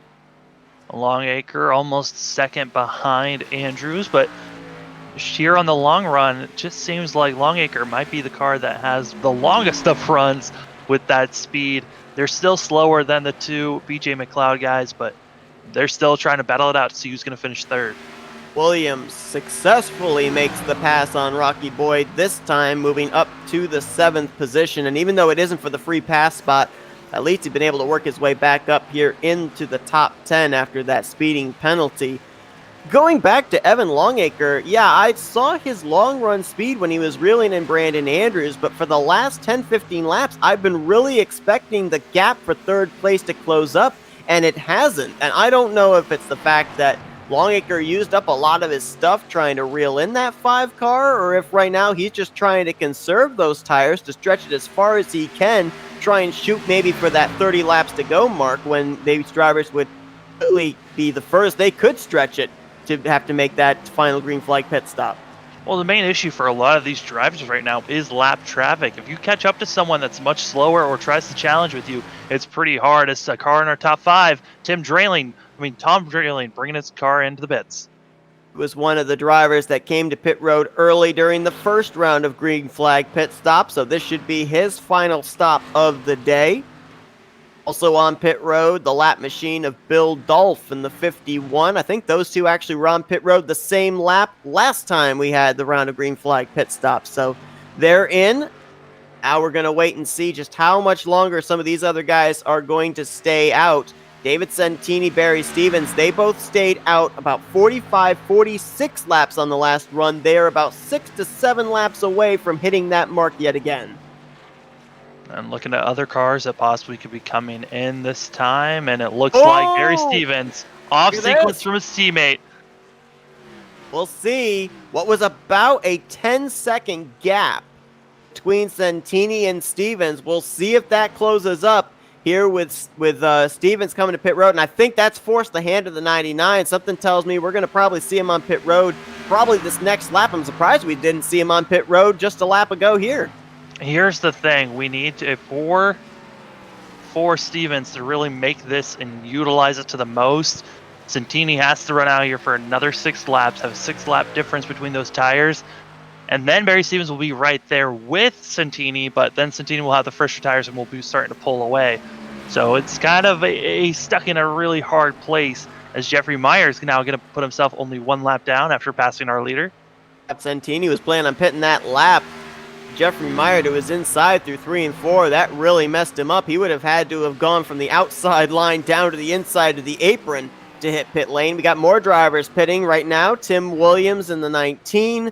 I believe Jacob Shorba in the 1 and John Jones in the 15, all on pit road this lap. Yeah, no, that hurt the 99 car so much that he almost ran exactly the same lap times as the 5 and the 10 behind him. But once again, he's got another fast car underneath them. Will it stop him from pitting again? Yes, it will. This is what you were talking about, of him needing to stay out about 4, 5, 6 laps longer than Barry Stevens for it to work out. Right now, he has run about 2 or 3 laps further than what Barry Stevens has run since he came to pit road. See if he continues to stay out here. Looks like he may be slowing here into 3. We might see him on pit road this time. Well, nope, maybe not. That's an awfully high entry through 3 and 4. Yeah, that's a high entry. He'll continue to stay out. It's mainly the difference between, if Barry Stevens has that 6-lap difference, right? He can run 6 laps out there cleanly and quick. That 78 car could be right side by side with the 99 car, but like I said, he's going to have so much older tires that Santini will then just start to pull away. So that's just the helpfulness of having such a large gap when you come into the pits. He had to do something different with the fact he had lost the lead to Santini and Santini was pulling away. Even if this doesn't work out, this is the Hail Mary shot that he had to pull, and now Brandon Andrews, Evan Longacre from 2nd and 3rd, they're on pit road this time. So the question is, how long does Santini wait? How much time is he willing to give up to these drivers getting these fresh tires? Here's your answer. No, I thought he was coming to pit road maybe. Oh, that was 1 and 2. Wow, I faked myself out. Wrong part of the track. Well, here's the thing, right? He's the only car at the moment that is not 1 lap down, so he is forcing the hand. If a caution comes out, as he is coming into the pits now, if he continued to stay out there, he was kind of putting everyone else in an awkward position if a caution did come out. Absolutely, as bring his number 99 to pit road, and thought pit road speed here at Chicagoland was about 55 miles per hour. Maybe it's 60, as he was maintaining around 60 miles per hour there. Pit road speed is 50 miles per hour, so... Oh, boy. I mean, I was watching his telemetry. He was carrying about 60 miles per hour consistently all the way down pit road. So we'll have to wait and see if there is a black flag that comes out for these guys, but we know that all the admins are going to be cycling through to figure out the timing, but after the 99 coming out of the pits, we're going to see what the telemetry tells us, where everyone lies after all those pit stops. He's coming off pit road right now. Stevens going into turn 1. Gap definitely closed up. Now closed to 7.5 seconds. Waiting for update again. Now to 5 seconds. I mean, Stevens is closing. I'm going to be very interested to see if Santini is indeed going to dodge the black flag there. I'm not certain how racing scores in terms of maybe averaging out the amount of speed you carry down pit road. It possibly have been that Santini was calculating in the amount of speed he'd be leaving pit road. It would average out. I don't know. Re-looking at it, he was at that 50 miles per hour coming on entry. And crossing the line, it barely crossed it. So I don't think that he's going to be hit with that speeding penalty. But it was a risky move on his part. You know, you got to push to the limit and to the max that you can. And once again, with him pushing as hard as he did, he actually was able to keep time on that 78. If he was not pushing as hard as he would have lost that time, and actually Stevens would have been right on the back bumper of that 99 machine. And we have to remember, too, that this is not the first rodeo for David Santini. He's been involved in fuel strategy races, and that's why he's got 5 wins and is at the top of the playoff standings. As right now, the gap maintains about 4.7 seconds from Santini back to Barry Stevens, and now advantage Santini because he's got 6 lap fresher tires than the 78 of Stevens. Right now, with Chris Whitaker about to go a lap down, it would leave us 6 drivers on the lead lap with 28 laps to go, and pretty much everybody in the field now has been to pit road for their final time. The only couple drivers that I think may have to pit here in the closing stages would be Kevin Roy, who's 2 laps down, and Roger Gregory, who, by the way, did indeed pass Logan Helton. Joshua Gordon and Greg Newsom is up in the 17th position, albeit 92 laps down. Yeah, it's just like Cody Jordan is coming to the pits, heavy damage on the 9 machine still, and honestly, he could park it right now and he would be good in that position. Not enough laps for Gregory to make the pass on 16th place. So here's the big question mark, driver.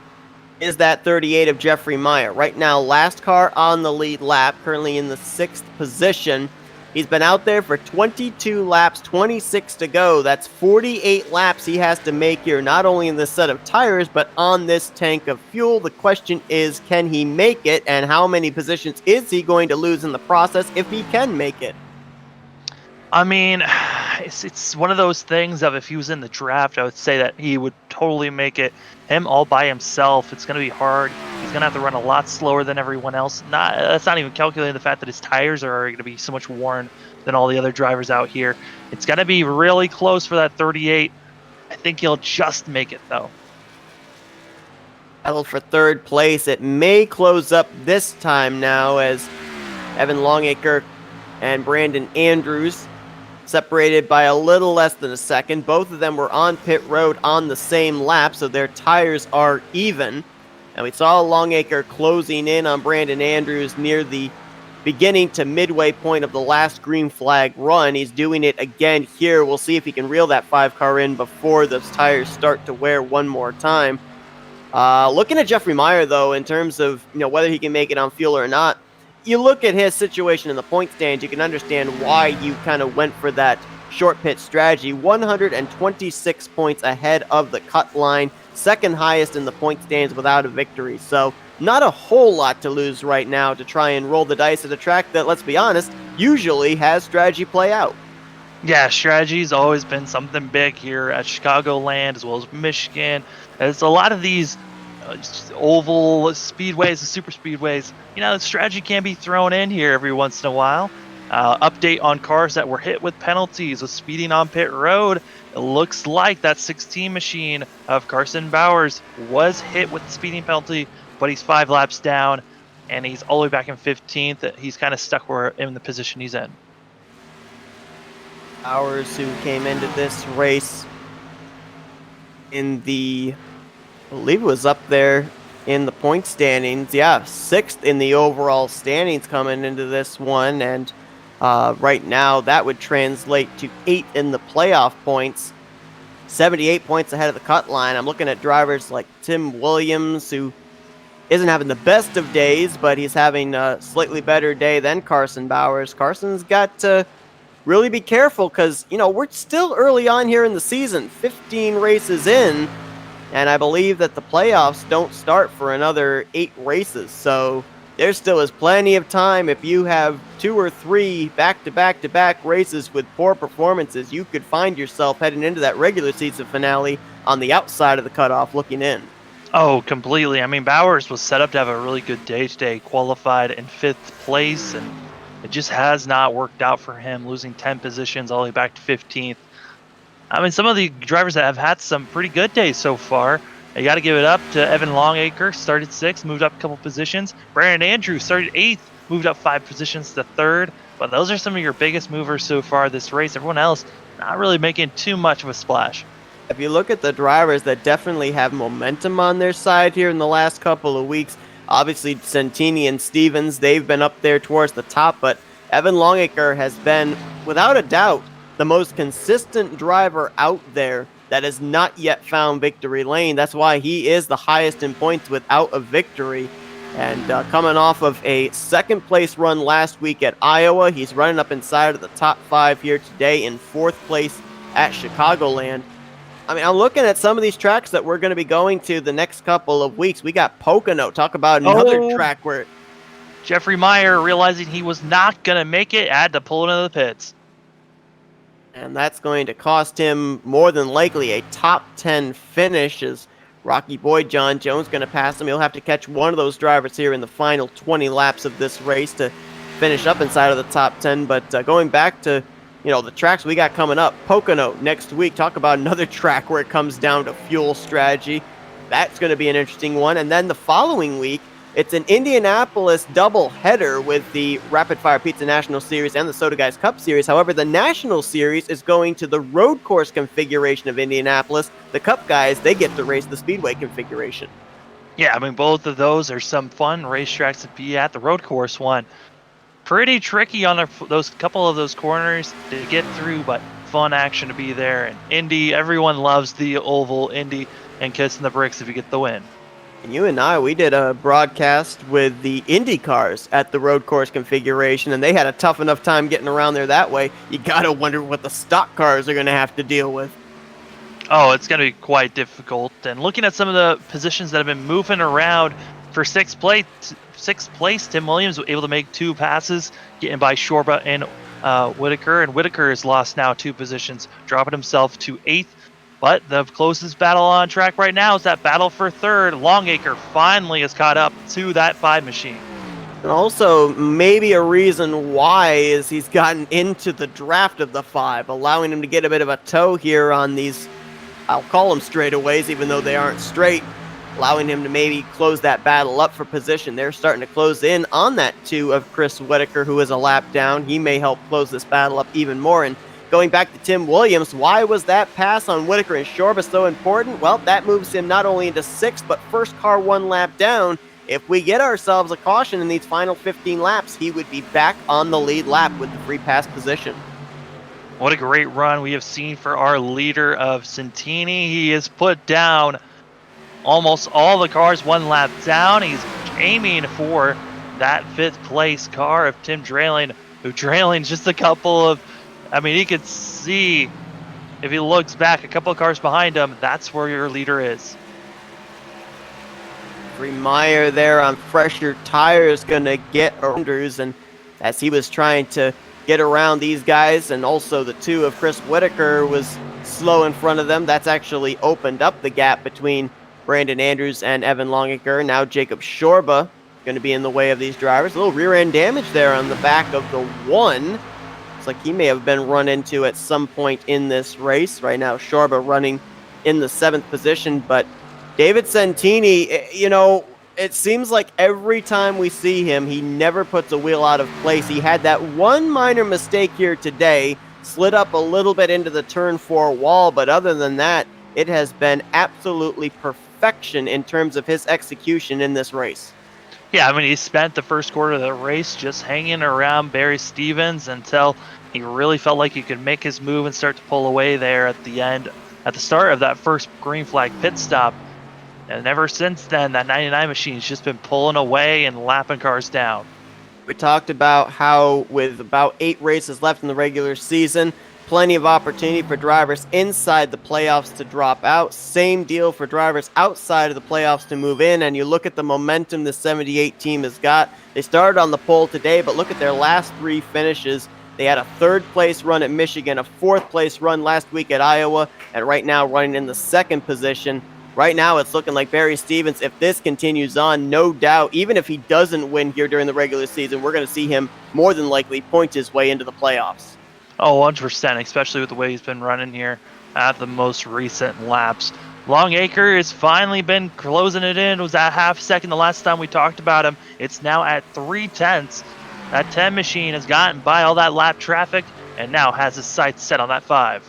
And laps are ticking away as well. 10 laps to go when both these drivers hit the line here. So Longacre realizing it is go time.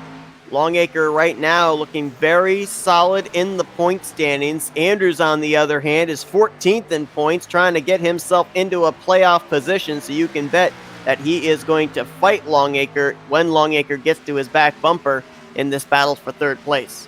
Oh, completely. You got to fight off and fend off any way you can, and you're kind of hoping that you don't see a caution for both these drivers.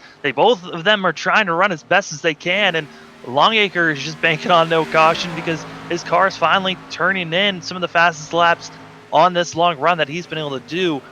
And it's been looking good for that 10 machine now. We talk about drivers who don't want to see a caution. I think David Santini would fall into that category because just based off of the first half of this race, it looked like Barry Stevens definitely had the short run car. Santini had the long run car. If we ended up having a caution here and those two were lined up on the front row for a restart, I think Barry Stevens would probably give Santini a run for his money for that checkered flag. But I mean, this race still has a long way to go. With 9 laps to go, I mean, even Santini, we saw it with Barry Stevens at the halfway marker of this race, almost getting caught up with some lap traffic, cars that almost wrecked him out. Even as a leader, getting through this traffic, you got to be careful not to get caught up in someone else's issue. We've had 2 rounds of green flag pit stops, 2 cautions in the first half of this race. The first one was a lap 1 incident on the back straightaway that took out 2 drivers and it damaged multiple others. The other one was for the 39 of Greg Newsom blowing up out of turn 4. Since then, though, we have been clean and green, but we know that when we get down and each lap ticks away, the aggressiveness kicks up for these drivers, and not even just in the way that they're battling each other, but the way they battle the track. They may feel, I want to push it a little bit more out of turn 4, and that could cause them to hit the wall and spin, bring out a caution. A lot of different varying factors at type of speedways like this that could bring out a late race yellow. Yeah, we're starting to get into that point where if you have a caution now, it should be an in-race green-white checker, but in the next 2 laps, it will turn into a green-white checkered. We got a few battles going on here, ending out this race. The battle for 3rd as well for the battle for 7th. Both of these battles very close to one another. Right now, the battle for 7th is the closer one. 1 and the 2, Shorba and Whitaker. This would be for 7th, albeit a lap down. Right now it would be for 3rd car 1 lap down, as we just saw Tom Drayling get put -1 to David Santini moments ago. That actually moves Tim Williams out of the free pass position as side by side into turn 1. It's going to be Whitaker taking the spot, but Shorba tried to cross him over. Didn't want to get into the left rear quarter panel of that BB&T Chevrolet, so he lifted, and that's going to hold Whitaker into the 7th spot for the moment.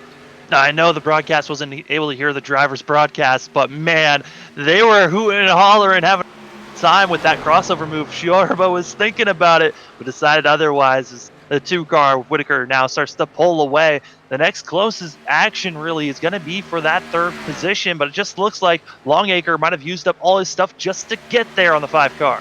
That last time by about a 10th quicker. This time by, though, Brandon Andrews was better by a 10th. Longacre 3/10 of a second, right in the vicinity of that 5-car. I think he's going to need a little bit of help. Either going to need that 5-car to make a mistake in these final 4.5 laps, or maybe have some traffic come into play as they're reeling in the 21 there of Kyle Payne, another car up ahead of them as well. Payne's going to move to the outside line and get out of the way, but the gap closed up just a little bit there through 3 and 4, as it looks like Andrews pushes up off the corner. Here comes the 10.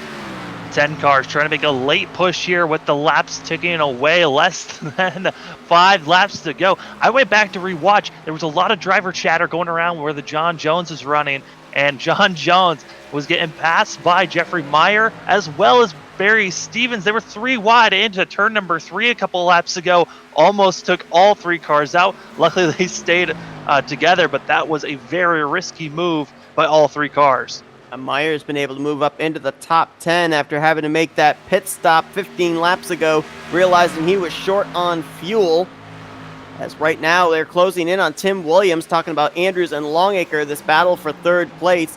Tim Williams about 3 laps older tires than these 2 behind him, right now running in 6th, and he's going to maybe get a pretty good view either in his rearview mirror or just in a few moments out his windshield of this 3rd place battle. But the gap between 1st and 2nd is insurmountable. Almost 17 seconds now between Santini and Barry Stevens. There's 5 laps difference, fresher tires for Santini. That's definitely coming to play here in the long run. And we already knew that Santini had a good long run car anyway. And I go back all the way to practice. Santini was one of the few people that was out there practicing his car on the long run. Had to know that we were probably going to have this really long run in the second half of this race. He was prepared for it. Barry Stevens is still having issues around John Jones, and John Jones drifting around the corner. Woo-hoo-hoo!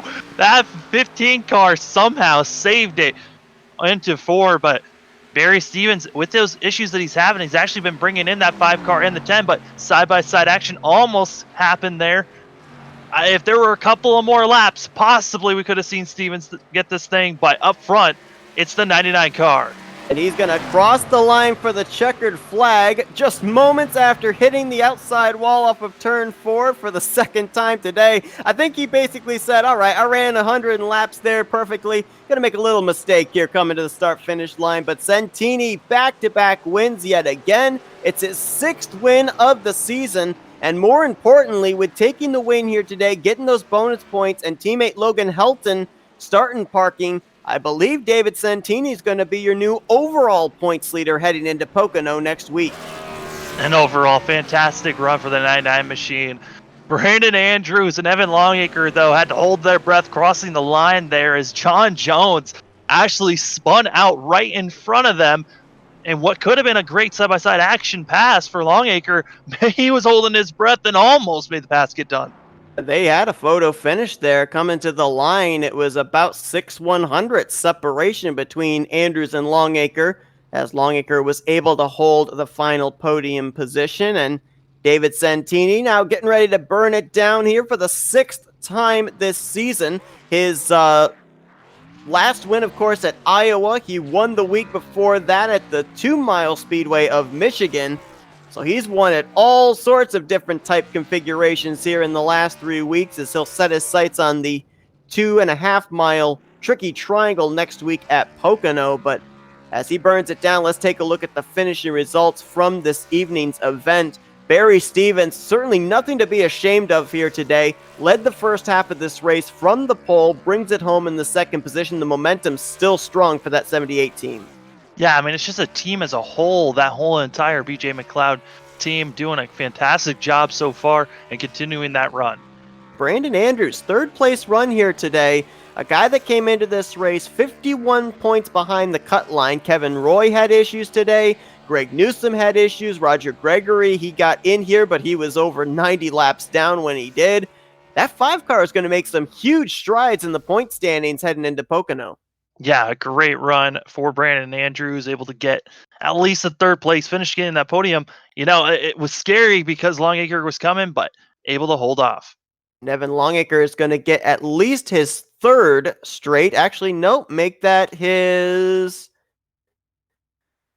Well, I got to keep going back. It's his 6th straight top 5 finish here this season, as he'll bring it home last car on the lead lap in the 4th position. Tom Drayling, boy, it seems like really he does a great job when he fills in there, whether he's driving the 20 or the 18. Another solid top 5 run here today for him.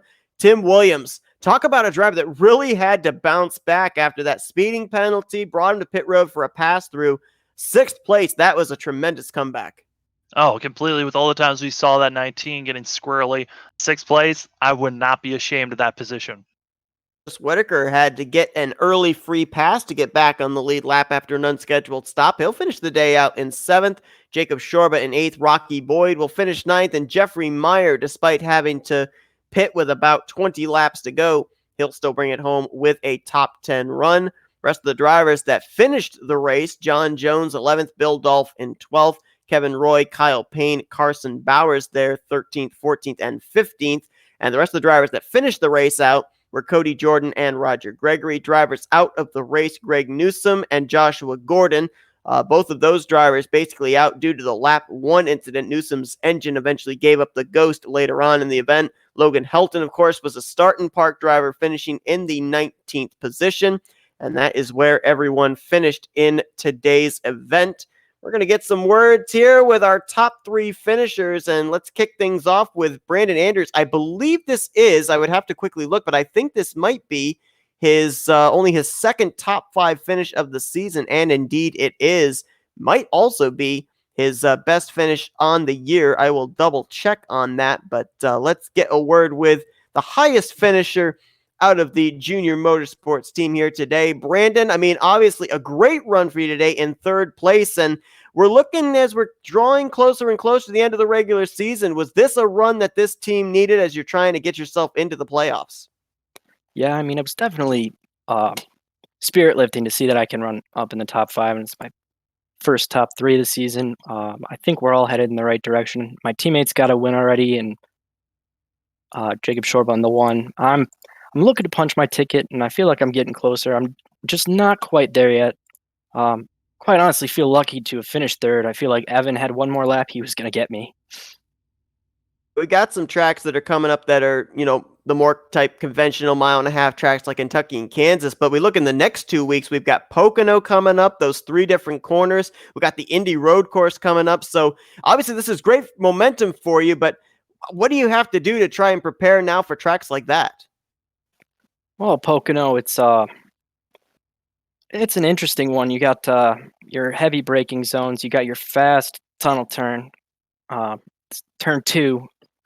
It's really about getting that balance between aero and mechanical grip because you want to be able to rotate the corners, maximum traction, but you also need that straightaway speed. And I feel like I might have another chance for decent finish there because it's such an odd track, and I feel like it's really going to benefit the drivers' talent. Yeah, Brandon. I mean, we saw throughout this track on drivers having issues really making passes here. It really helps with the with green flag pit stops on spreading everyone out. But when you were close to one another, how was it passing cars out here? The first couple of laps, it wasn't too terribly hard, but it's just the damage you do to your tires those first couple laps if you have to press it to get by somebody that kills you in the long run. And then on the long run, when your tires are worn, uh, the car is ill handling. It gets challenging, and aero definitely plays a factor. I mean, I definitely think a couple more laps and Evan would have had me. I think the only thing that held him up was simply how difficult it was to pass on this track. I mean, looking about halfway into the race, I feel like it rubbered up pretty well there. Not a lot of grip. Well, Brandon, as you alluded to, it's your best finish of the season, bringing it home in third place. A lot of momentum on your side heading down the home stretch of this regular season. And we're going to let you do some shout outs now. All right, well, I got to thank our league sponsors, Rapid Fired Pizza, Jones's Racing Setups, Shorba's Racing Graphics, FSM Customs, and Abiding Love Memorial Urns. I also got to give a shout out to Noah Gregson. He's the homie. Told me I could run his logos on my car. I didn't this week. I went with kind of a joke theme. But and thank you to you guys for hopping on board recently and putting on a great show for everybody. We really appreciate all that you guys do. Well, it has been a pleasure for us as well. That's Brandon Andrews. He brings it home inside the podium today at the Chicagoland Speedway. Wishing you best of luck next week at Pocono. Hopefully, we'll talk to you again. Sounds good. Thanks, guys. And let's bring in our pole sitter and second place finisher of the evening, Barry Stevens. And Barry, I mean, we saw you dominate there in the first half of this race. Little slip off there off of turn 4, but then we saw you. I go back to Michigan, and we saw your teammates Santini and Helton. They came to pit road the same lap as each other. But we saw you kind of short pit between yourself and Santini. Did Santini know that was going on, or did you try to take him by surprise? No, Santini knew it was going to happen. It was strategic. I had nothing to lose. If short pit and no yellow comes out, I'm faster. Maybe I get in the lead, but it didn't work out because he is so fast all the time. Obviously, we saw a lot of speed out of you there with getting that pole position. You were able to hold him off for those couple of laps there, but did you get the feeling that he might have been just lying in wait behind you, or did you have a car if you had that clean air that was able to keep him at bay? It just depended on keeping up with the setup. As we went through, I think I got a little bit behind. I know on the very last stop, I definitely was behind. I was pushing all the way to the very end there and could not get the car to rotate. But when the car was running well, like at the first half of the race, I was untouchable at that point. Yeah, Barry, I mean, we've been seeing the BJ guys out here doing a fantastic job as a team, finishing up front, getting these top twos, top threes, finishes with everyone there. Yeah, with tomorrow, I mean, with next week being Pocono, how are you guys feeling about that? I think we could have had a 1-2-3 tonight if our number 8 car, Logan Helton, could have finished the race. We were good, all three of us, and so I think next week, we got a chance. Barry, obviously, as we're heading closer and closer to the end of this regular season, we continue to see you climb up through the point standings, getting closer to a playoff position. Obviously, a win would lock you in, but the consistency we've seen the past couple of weeks definitely looks like you're going to be a contender up there. And we're going to do some shout outs now. Hey, I appreciate it. Yeah, I'd like to, of course, thank you guys. Without you guys here, nobody would get to watch this excellent racing. And then Rapid Fire Pizza, they're a great pizza, but more than that, they're a great sponsor. And so, if you have a chance, go out and find a Rapid Fire Pizza. I'd like to thank Jones Racing Setups and Shorba's Racing Graphics. He makes some excellent paints. If you try him out, FSM Customs and Abiding Love Memorial Urns, and of course Logan Helton and Dave Santini, the flaming arrow that he is, that just is unstoppable this season. Well, that's Barry Stevens. He's got 3 straight top 5 finishes here in the last 3 weeks, and hopefully we'll talk to you again next week at Pocono. Good luck. You bet. Thank you. And down in victory lane for the 6th time this season, we're going to get a word here with David Santini. And David, I first just want to ask you on a personal note, that little brush we saw off of turn 4 on the final lap, was that just to kind of, kind of say, well, I've executed these last 100 or so laps perfectly. Let's make a tiny little bit of mistake here.